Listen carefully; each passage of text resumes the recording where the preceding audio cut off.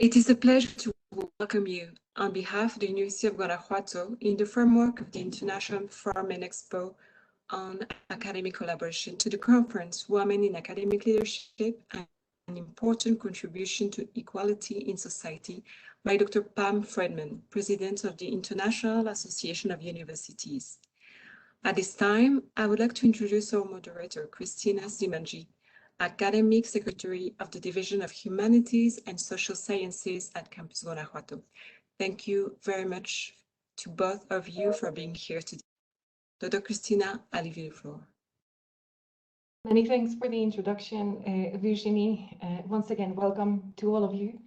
And it gives me great pleasure to introduce and welcome Professor Pam FREDMAN, who is the President of the International Association of Universities, a global network of higher education institutions and organizations. The International Association of Universities was created under the auspices of UNESCO in 1950, serving the global higher education. She's a professor of neurochemistry at the University of Gothenburg, Sweden, and has experience from a variety in scientific and scholarly contexts as board member and chair of national and international scientific organizations, academies, and research centers with interdisciplinary and global approaches. The role of higher education through research and education for a sustainable societal development of local relevance and global responsibility has been a driving force for her leadership. Since the late 1990s, she has filled positions as an academic leader, including head of department, then as dean from 2002 to 2006, and director of the University of Gothenburg between 2006 and 2017. During 2009 and 2014, she was elected to chair the Swedish Rector Conference, and in that position, she was also a member of the European University Association Council and the Research Policy Working Group. Pam FREDMAN has been actively involved in political initiatives and policy development in Sweden, and on behalf of the Swedish government, she has led the investigation on governmental steering and resource allocation delivered in 2019 to Swedish higher education institutions. For more than 10 years, she has been the chair of the national leadership programs and involved in international leadership and research career programs. So without further ado, I will give the floor to Professor FREDMAN. Many thanks once again for accepting our invitation, and we will take the questions later on. Thank you very much for this introduction, and also I would like to thank the organizers for inviting me to this forum. I haven't been listening to all, and I'm sorry I can't speak Spanish, so I don't understand questions coming in Spanish either. But I hope I can give a picture, and I also give some views and thoughts for you to bring further after my presentations. As you said, leadership has been in the heart of my higher education for many, many years. And academic leadership is for women is very important. I will come back to that. And I've been through the process in Sweden. I think also that I will highlight that the global sustainability, as you said, is a very, very crucial part in the heart of my engagements. Women in leadership, we know that there is a lot of requirements. We also know that there is a lot of obstacles. And I will use the experience from the COVID-19, because COVID-19 has not created new problems, but they have highlighted the problems and obstacles we do have for women in leadership. So I think it's very good lessons to be learned. You introduced the International Association of Universities, and it is a membership organization. And I just would like to add that the vision is to promote and to enhance the power of higher education and to transform lives. And also that we are the platform where we can bring thoughts, ideas, and share those together with higher education institutions and also organizations, because they play a crucial role in higher education. We also work with and articulate the fundamental values. I will not go into this, but at the time as we are now, I think it is very important in leadership, in the higher educations, to take responsibility for that, even though we will work much more on local engagement to work, and we should work with companies, we should work with public sector and so on. We always should stick to the fundamental and a fundamental principle of higher educations, because we have a unique role in that perspective, and no one else is going to take that role. But we can communicate and we can collaborate, but we should stick to this. And I would like to highlight this. Academic freedom is discussed everywhere, even in a country as Sweden right now. There are four priorities in the IAU, and that is all connected to this keynote: internationalization, its leadership, it's the digital transformation, and it's higher education for sustainable development. And there is much more to say, and you can get a lot of information on the homepage of IAU. And the university, that's Guanajuato, is a member of IAU, and so is also the organizations UDUAL, which we work quite a lot with together with. But a lot of the information is free on the webpage, so you can go there and get information. And not at least on the internationalization and also sustainable development right now.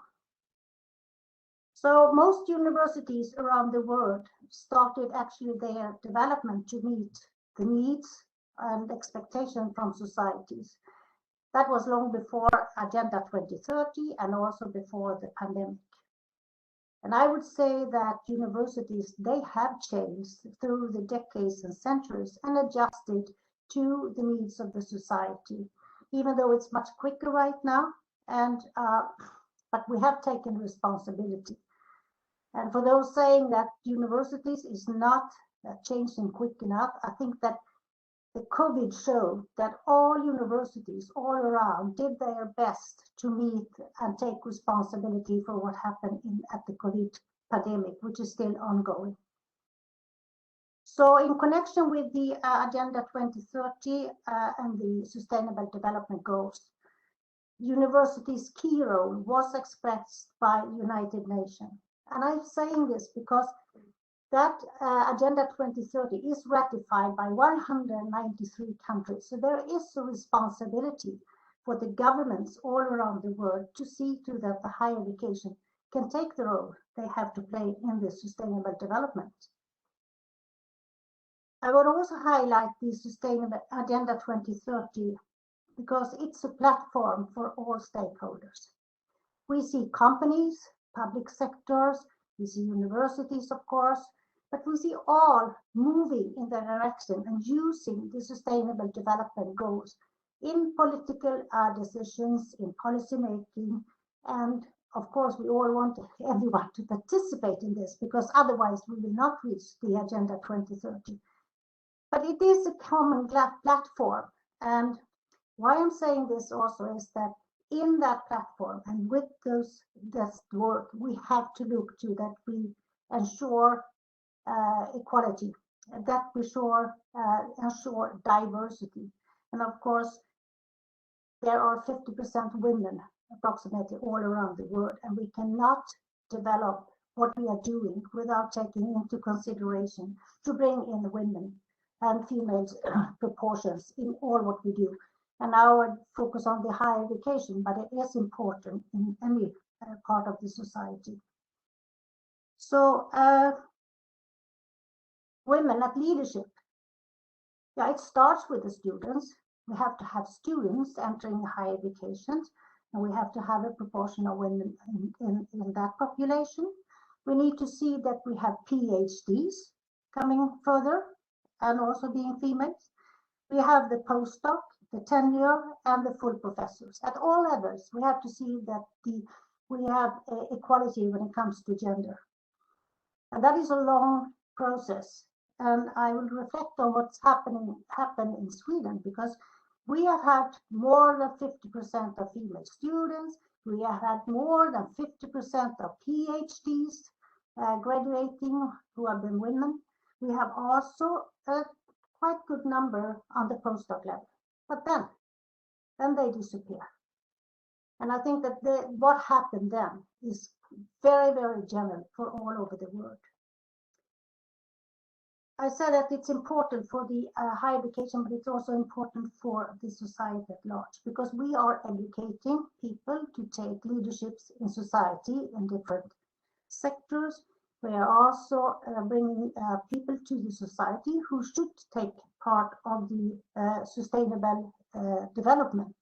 So it is important. If we don't have women in the higher education, I'm quite sure that this is also to be reflected, that we will not have leaderships in society being women. And also, we know that diversity is important for how we raise questions, what we focus on, and so it is very important. Students are competence for the society. And in research, I will highlight further on also that we need the perspectives from diverse individuals. And when it comes to the research, we know that the funding of research is very, very different in different disciplines. And I'm not sure I can say that this is the case in all countries, but I'm quite sure that the disciplines where we have most women in academia, we have less funding. Funding is going into the STEM areas mainly, and we have less in areas in humanities, in social science, in many, many, many disciplines, which are so important for the development of these societies. Another thing is that the higher education must bring awareness of this. I mean, it doesn't matter if we just want to have more women in the leadership in the higher education. If we don't can transfer and show the relevance of this, we are also sending signals that this is not relevant in the society. So I think it's a duty of the leadership of universities to bring this awareness. We have to have, and we have to reflect gender equality in what we are doing in all perspectives. And what I found at the OECD was saying that in almost all countries, you can see now that we have more women in politics and policy organizations, and they are mainly in the age of 24 to 35, meaning that there is a younger generation coming in. I hope that this is a good sign that we have more women being educated and also taking their roles in society as such. Rethinking universities' local engagement, that has to be guided with the effect of the COVID-19. It's an experience. It's a lesson learned that we would never, hopefully never experience again, but we can learn a lot. And we should also see it as a positive driving force, that we see the obstacles, but also that there are opportunities. There are opportunities for higher education right now to develop. And when I go through the different parts, I will highlight what happened during the COVID. So if I start saying that everyone talks about that we went online, and this is why we are sitting here, and I think it's an opportunity. I will come back to that. COVID also highlighted the value of higher education. How would we have been able to get a new vaccine in such a short time as we did? And I think that that is something that could be brought up. You needed that competence, you needed that skills. That was not developed when COVID started. We had a lot of knowledge before that. And I think that that has been seen by politicians and also in societies.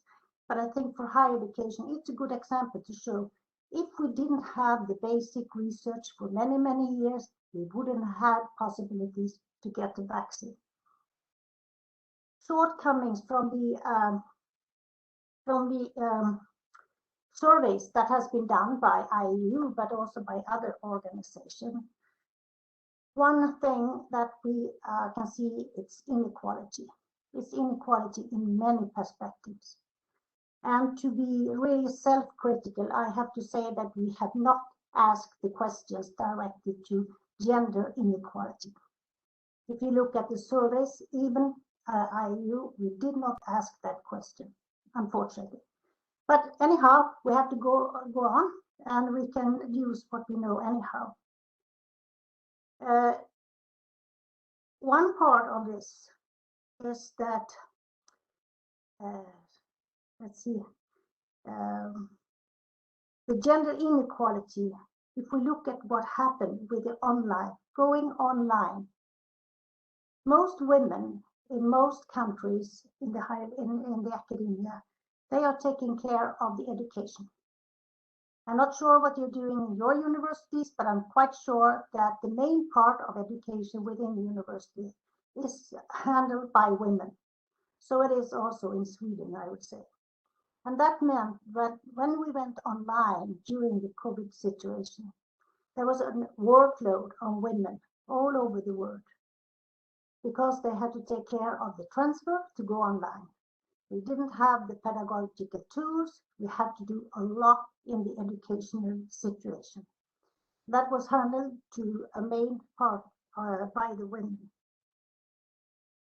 So that is one part where I would say women has got less time, and I'm coming back to that.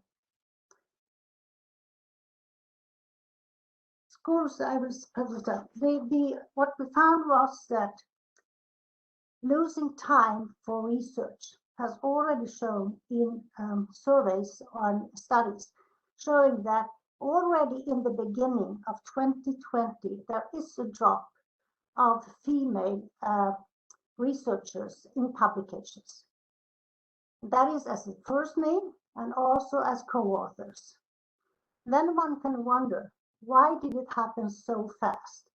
In spring 2020, research must have been done before that, and that meant that for one or the other reason, women didn't have time, didn't have the possibility to write their publications. And the consequences, of course, is less publications, there will be less funding, and less funding will be less publications. So there is a catch-22 for women losing research. There are other things which have been studied, unfortunately, mainly in Canada and US, to some extent in Europe, and that is that the women stayed at home much more. We know already from the beginning that childcare, homework is taking time, much more time for women than for men in academia. And during the COVID, it was obvious that women had to stay at home, taking much more responsibility.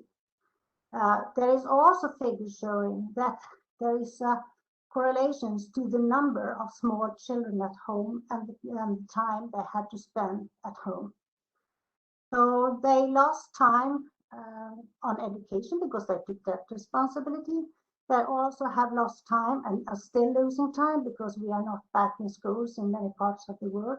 So they are still losing time for research at the academic level. So those are lessons learned and things that we have to bring to the future. Because if we look into what happened with the publications and the medicine, we all know, and I think that Christina and I talked about that, you need research. If you want to be an academic leader, you have to have a research background. That's your legitimacy anywhere in the world. You have to have that background. And with less research, as we see now, and in particular after the COVID, women will lose. Another obstacle is that women took a large part of societal engagement during the COVID. And you're talking about more of the global engagement and local engagement. And that means that we have more of the work which is not considered the research base. If you work with the communities, It's not valued at all at the same level in most universities and in most countries. It's research publication and peer-reviewed journals which are counted, and not what you're doing in impact. I think that we can see that there is a change. There are rankings coming out now showing what impact you have. And I think that that will favor women because they take a very large part of the community engagement and the connections between higher education and communities. But during the COVID situation, women took this on and they spent more time and took their duties. But on the other hand, if we look into the media asking for experts, women are rarely asked as experts. Why not? Because they are in the areas of healthcare. They have been involved very much in what is going on in healthcare situation and societal problems during the COVID. Still, they are not asked for expert views. And that means that we know that publications and funding is also a recognition. You become a recognized researcher and you become a recognized expert. And these women will not be there, and they might also lose in funding for the future because they are not recognized. I hope that this changes because for the future we need women and males to be participating in research, in education, and also in the societal engagement, which is a duty for the universities. But the merit system is very, very tough, and I think that you are discussing that very often. So when you hire a professor, what does count? It's also a signal to the young people, because if we signal that this is of no value, how do you bring the young people, the PhD students, the postdocs to do social engagement? And hopefully helping that women also can participate to a larger extent. Local engagement, and I'm not sure that this is discussed in Mexico, but it is discussed very much in Africa, that the society and the public sector, they want you to publish and also to inform about the research you're doing in a language and in a wording that is understood by people, the general people. And what happened then? You publish in your own language, or you publish in a not scientific journal. Then the next step is you cannot publish in a scientific journal. You have lost that chance, and you have lost that merit in the merit system. And I know that this is a very crucial thing in Africa. And I have unfortunately met many young researchers, females, that cannot compete on the grounds where we usually look into merit system. They have difficulties to be in international collaborations because they don't have the publications in the most prestigious or in the international journal. In my point of view, this is important for higher educations to get recognition by policies and politicians. We need also to be seen as a common good. So it is important, but it's difficult. And in my point of view, the university themselves own the merit system. There is no politicians, no government, no one else, that it's not even a rector who's deciding the merit system. It is the collegial system itself, and we have to wake up and see that this is an obstacle, has nothing to do with quality. It has to do that this is the system we have, and this is the system we know, and it's difficult to change. So time for doing what is counted, it's an obstacle for women. Homework for women, taking more care of the families, is an obstacle for women. And also the education is an obstacle. And I don't have a clear answer of what to do, but we have to be aware of that.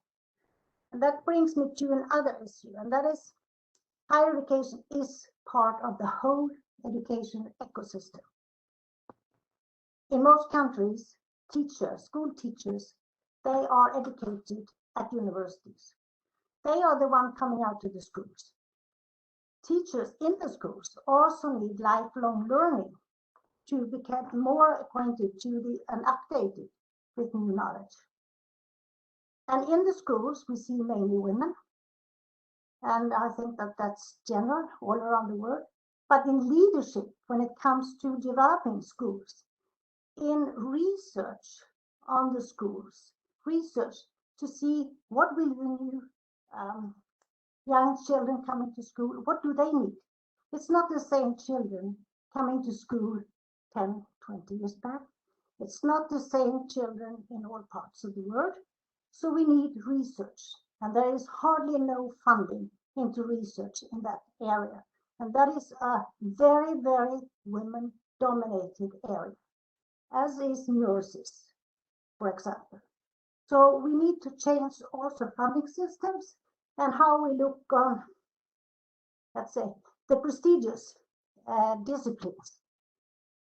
And even though many say that STEM is very important, and of course it is, but if we don't have schools that educate the people, and also school which has the quality for all, and also for women or young girls, we will not have equity when it comes up to the leaderships in university or the leadership in society. So I think that bringing the teachers and school teachers is very important when we talk about leadership, and to explain why leadership, women leadership, is important. There was a recent seminar on lifelong learning, and one concern which came up was that they had already found that it's women mainly taking care of the process and the development of lifelong learning. So that's another obstacle that we are sharing. Education is more on the women's side at the higher education institutions, and then more on the research side. And this has to be handled, because with this merit system we have, and we don't encounter education that much as we do research. Public funding, I see, and many raise this as a key issue to equality, to gender equality. I know that that is difficult, and I'm privileged coming from a country where we have free schools and free higher education for everyone. But public funding will be needed if we should see to that we have higher diversity and also equality in the higher education. And that is a long process. And I think that we have to cooperate among the higher education institutions and organizations around the world to promote higher education as a common good. Another obstacle which has come up, and that is the dependence on international tuition fees from students. That will not favor women. We will not have that many international students being female. And we see also that there is a big difference between the students coming into the technical and STEM areas, and they are mainly men, and they also are a major part of the international students. So there's no solution to this, but we have to be observing. And also, if we want to have women leadership, we have to see that we also include women from our own regional areas, because the other ones will move, and we might not see that we have the capacity to build up in our own countries. So that's an issue. The merit system and time. And then I would like to raise up the social perspectives again. And that is women mainly spend more time at home. And there is also social expectation on women. And that is my own experience. I mean, even in my country, there is an expectations that the women are those taking care of the families and taking care of the children. It's a hard pressure on women if they don't take that responsibility on. So for the future, we have to see that that is considered. And I've looked at one factor of this. When we count for research qualities, and not qualities, but research improvement and in the career path, why do we count number of publications? We don't ever look at how many hours and how much time do that person have to do research. That doesn't mean that we should lower quality expectations, but we can see that if you have 50% research time, you probably has less numbers of publication than if you have 100% of research time. Women, very often, in particular in the younger age on their career path, do not have that full time to do research. And they have to divide their time to education, but also much to household than men has. And we can look into this when we look at the merits they have and how they can make the career. So that is a message which we also can handle within the higher education institutions. Internationalization, that is the base for the higher education. I think that we all agree with that. And we need to meet, we need to share culture experience. We also need to share competence. And looking back, I mean, knowledge should have and have no borders, and we have to stick to that. And that means that we have been used to have quite a lot of mobility for this internationalization. But already before the pandemic, there was a discussion for quite some years on rethinking internationalization. Are we really doing internationalizations to reach the goals with this intercultural exchange of knowledge, or is it just a commodification of students that we have tuition fees?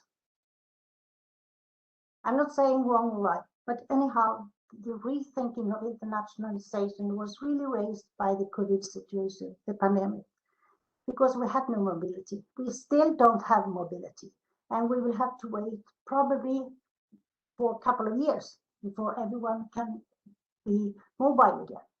So what happened then? Yeah, we have the webinars like this, which I think has many pros and cons. We can meet all over the world. We are sitting here, different time frames around the world, but we can still meet for a couple of hours. That's okay. We don't have to travel for a week.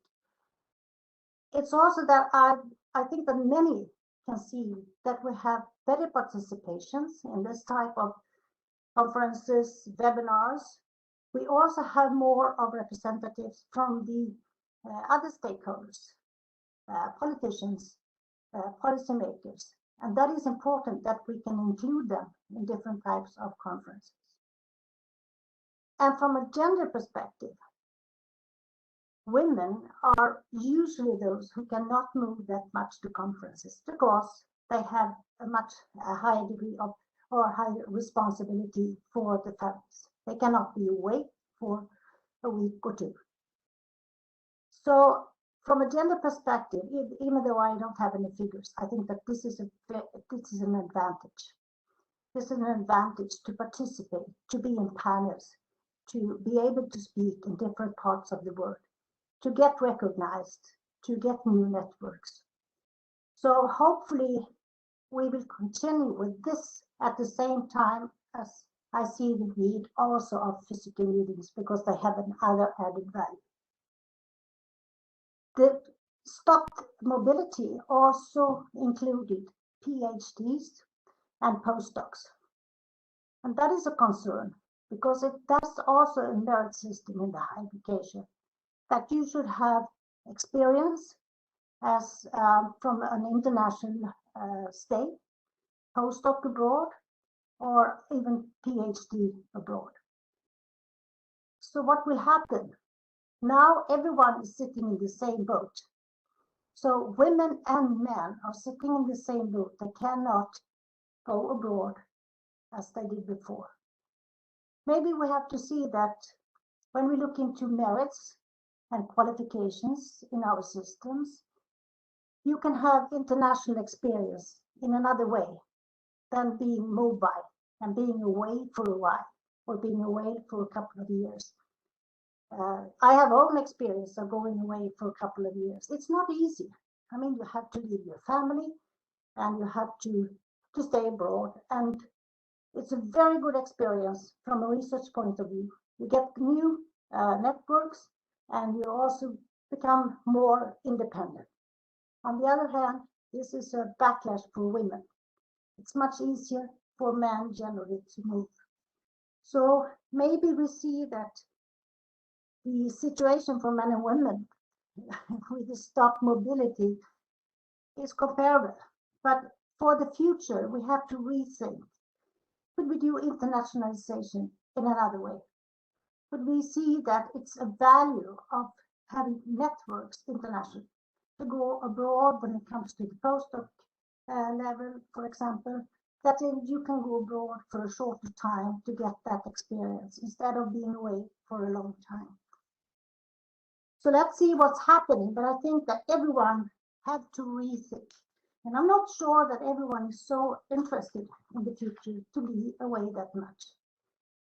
And for the time being, I mean, we have several years to go before we have free mobility of students, of faculties. So I think that we can see with the changes during the COVID, there are certain things that are in favor for females and which we should develop quality-wise for the future. Then I would like to end here with some take-home messages, because there is a lot of things to think about. One thing I forgot to say, and that is leadership means, and Christina and I talked about that, leadership means that you really get less time for doing research. And if you go into leadership positions too early in your career, you will not be able to enter the highest positions because you will not have research background enough and you will not have the legitimacy. And I think that that's common more or less all around the world. So when you try to promote women in leadership at the university, see to that you are not killing their possibilities to do research at the same time.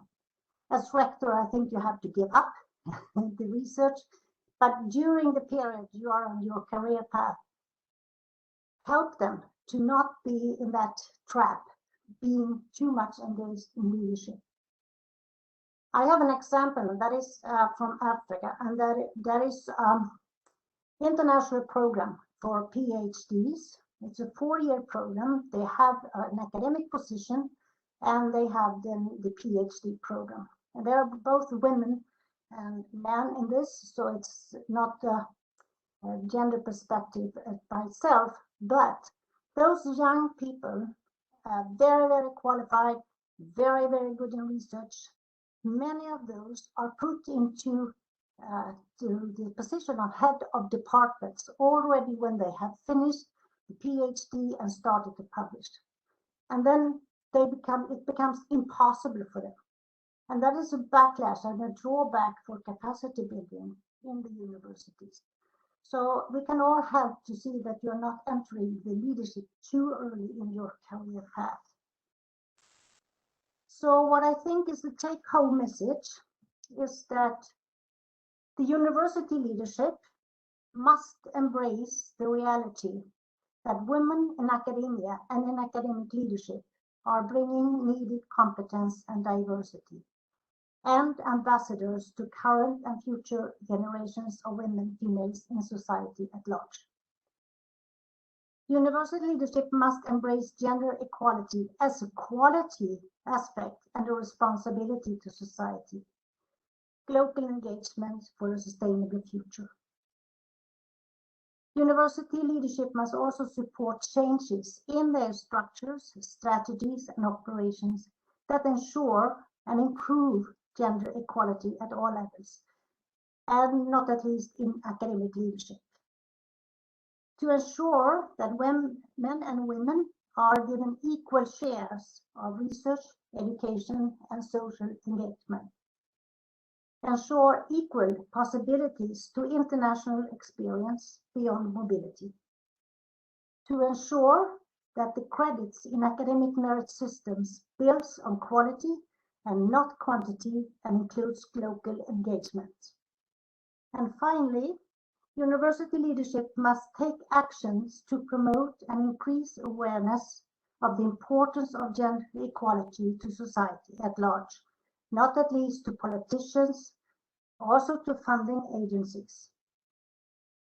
And that higher education sector needs to cooperate to share experience and ideas and jointly act to promote and advocate for the role of higher education, where equity is a guiding of all levels.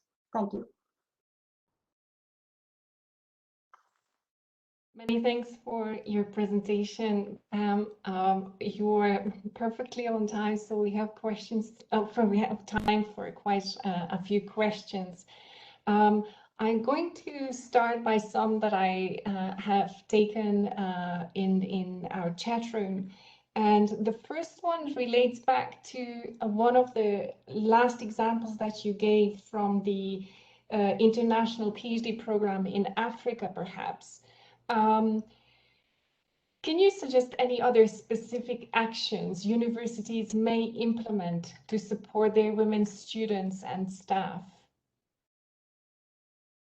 I think that what the university can do is, first of all, to see that women are taking much more responsibility. So you stop using quantitative measurements on how many hours, how many publications, and so on, and see to the quality of what each one is doing.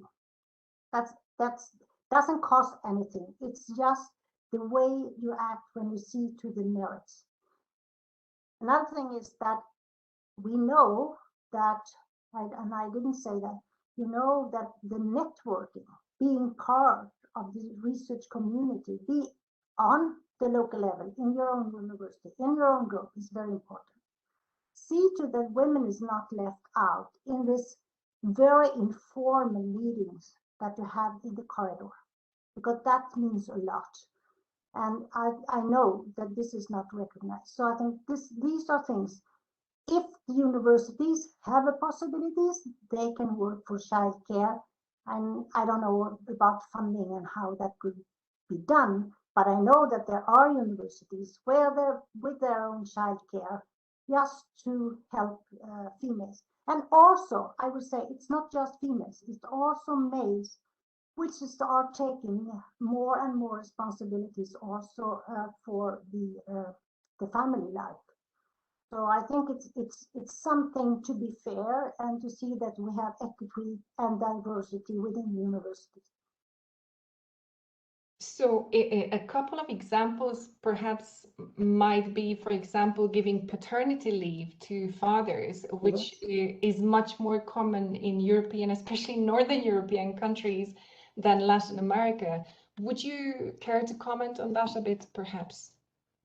Yeah, I think that that's a very, very tough political situation, or because I think it's difficult for the higher education sector themselves in a country to say that we have the fathers for maternal leave, because that it's a very, very social power and social pressure on this, and it's quite difficult. I agree to it because it's very, very good, and I think that is really for the future, showing that when you employ someone, even a man, you don't know if they will go on maternity leave. But it's a long way long way to go, and I think that there is a lot of political decisions behind that. But if you can do that, and if there is man who wants to do that, you should recognize that and you should support that, of course. Because, and then also use the same thing that you are leaving for 50%, you are using 50% less time for research and work at the university. Okay, we are going to evaluate you for that time you're spending on research and education. So you can use the same system. So of course, if you can do that and promote, I can say that Sweden is having almost 50-50 today. And there were some companies actually who started this 25 years back to have maternal leave for me. And they also supported that and they wanted to see that. But it's a long way to go. And I think that if we want more leadership, we have to see that we are doing things that can act now. Thank you very much. And going back to, there's another question which relates exactly to this merit system. How can we get away from a quantitative evaluation, or how can we give credit for qualitative contributions?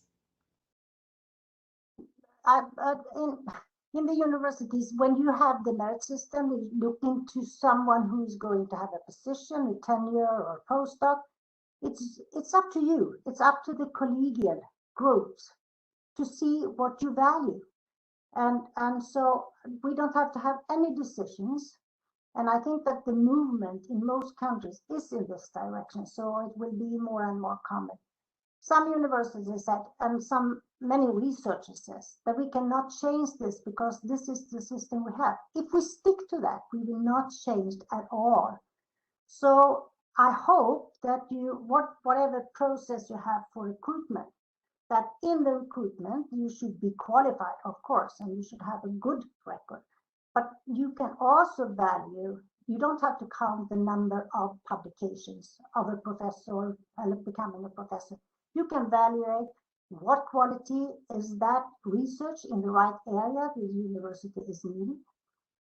Is there other competencies you need?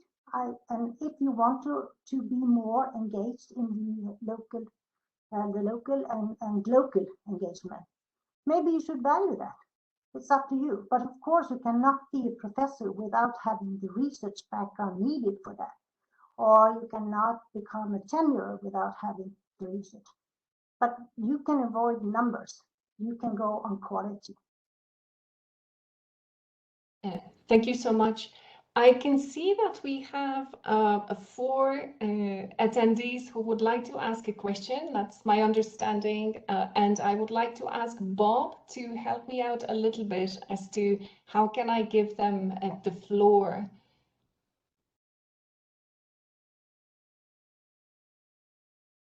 Doctora, you can see it in the timeline up on your right side of your screen. Yes, There's absolutely. So can I just give the floor to Carmen Aragon? Yeah. I think it's the people from questions and answers cannot use a microphone. In that case, I would really like to ask Carmen Aragon Jauregui, Alexa Arias, Minerva Ledesma Martinez, y Liliana Lisette Llanas Resendiz. Y hola, Lili. Can you please write your questions in the Q&A section so that we can see them and read them, as we're not in a position to give you the mic. So if you would be so kind to write your questions there, and in the meantime, while you're doing that, I'll just ask another question, which may be a bit more personal to Pam. Was it difficult for you to become and be a university president? And what would you recommend to other women who want to follow in your path? Mm-hmm. I was convinced myself when I was asked if I would like to be nominated to become a rector. I had already been a leader on the as head of department and also as a dean, so I had the experience, and I like to be in the leadership. I encourage everyone because it's wonderful. I miss the to be rector. But what I would recommend is that you decide yourself what do you want and what do you want to achieve. So let me give an example. When I was asked to be the head of the department, it was a neuroscience department and also clinical department, and I'm not a clinician. So, and I couldn't see why. But they saw something that I hadn't recognized myself, and they asked me. And the first thing I said then, if you want me to be your leader during a period, I would say that this is what I would like to do with the department. And if you like that, and if you want to support that, I will take on. If you don't like that, I think that you should choose someone else. I think that you should be very confident in what kind of leadership you are entering and see to that you have, there will be a lot of problems and a lot of difficult decisions to make, but you should see that there is a possibility for me to do something which I would like to do with the leadership on rector's level or dean level. You should feel confident. Don't take it on because someone is saying, someone has to take it. It is really a good job. It's really an interesting job, but you need to know yourself. And I really encourage, women to be in this amount. We should have both leaders of women and females. That's important. But I really encourage you to take on, but be sure that you want to. And one issue more I would like to add, and that's very personal, and that is, as the rector, as the head of university, you will be there in front of the media many times because they will find things in your university they don't like or they want to, because they are not coming there to ask you nice things. They are provocative, and there are issues that they want to bring to the table.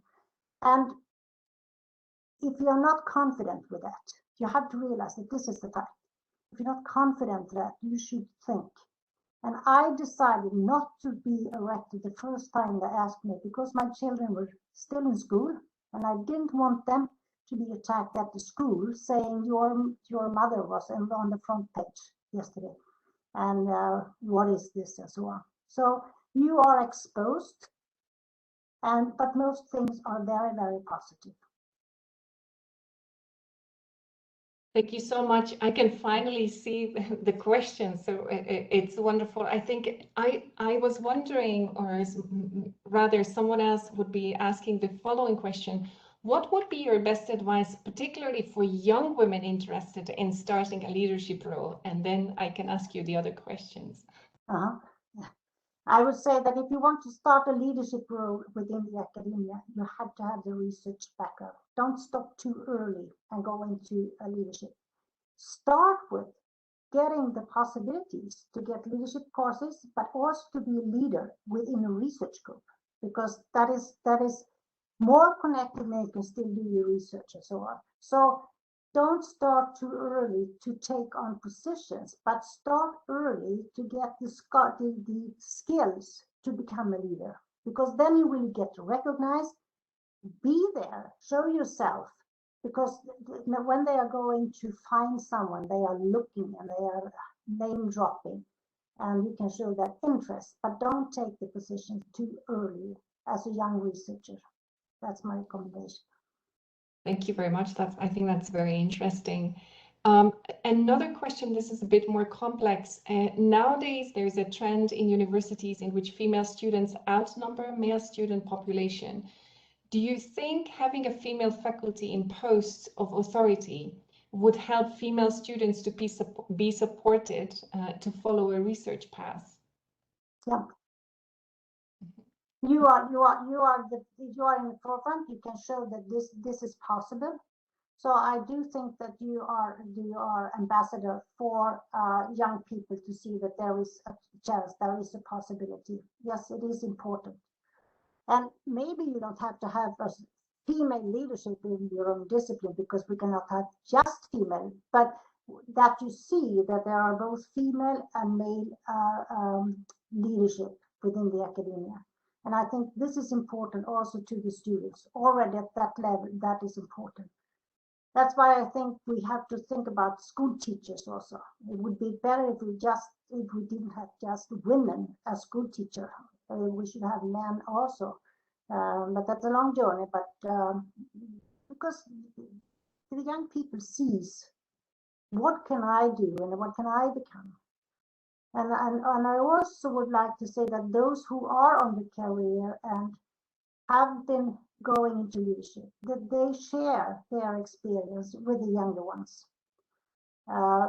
Make groups, start to talk about this, because experience could be shared and also lessons learned and inspiring new people to become leaders. And not everyone should be a leader. If you're not confident with that, you should not do it. But if you like it, and I encourage you to do, you should try to start early to see the path. But don't leave research too early. Thank you very much. I think it may not be the answer that we expected, but it's very useful. We have time for one more question. And although this came first, I think it will give a nice arch to the conversation as we started with the current situation. So the last question would be, as a woman, in your experience, have you noticed any difference before and after the pandemic in how women are approached or received in academic leadership? Yes, that's what I said. During the pandemic, women are taking a lot of responsibility, as I said, in education, but they are not recognized experts in the same way. And that is a drawback, because the women must be also recognized for what they are doing. And I think that has been a change. I don't have figures on it, but I have, in my own view, I have not recognized any difference. But that's my concern. And that is driven by the media. Why is media asking male experts? They can ask women, and maybe it's important that to bring this back is that the universities, when media ask for experts, that they really show that there are female experts which they can talk to. Thank you very much. I think that's one for our leadership. I would like to thank you in particular for this really wonderful talk. And personally, I would like to thank the team for their help. Carmen Aragon, Bob, as he's well known, and La Maestra Virginie. Before I give the floor to Dr. Elias Ledesma, por favor, Dr. Thank you very much once again. It was a pleasure to meet you, Pam. Thank you very much. Thank you, Christina. I would like to thank Pam Freedman for her participation in our International Forum and Expo. Her lecture was very productive and enriching for the community of the University of Guanajuato and for the public in general. Thank you, Pam. And this is a electronic certificate. However, we are going to send you in a hard, no copy, the original one. And also, we want to send you really thank you, Pam. We really Thank you very much. I wish you good luck. Thank you. Thank you. Also, I would like to thank you, Professor Christina Simangi, for her help on this event. Thank you, Professor Christina. It's my pleasure, Dr. Whenever. Thank you very much for inviting me. Thank you. Have a nice day. Thank you very much. Thank you. Bye. Bye. With this, I will close this conference session, wonderful conference session. Thank you so much. And please have a wonderful day. And please stay tuned also for the rest of the conference and panels that we have for you. Have a great day.